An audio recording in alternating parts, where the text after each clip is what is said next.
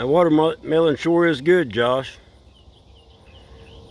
Goats appreciate it. Much greatly appreciate it. It is a good watermelon. And thank you, Brenda, for letting us have it.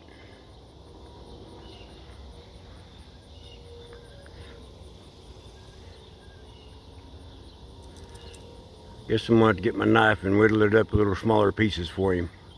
Too big for his little mouth.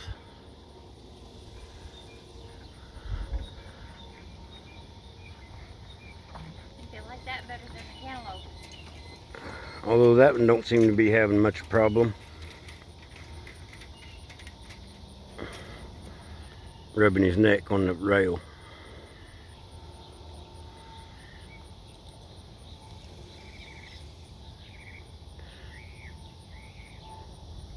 Anyway, that watermelon's good, Josh.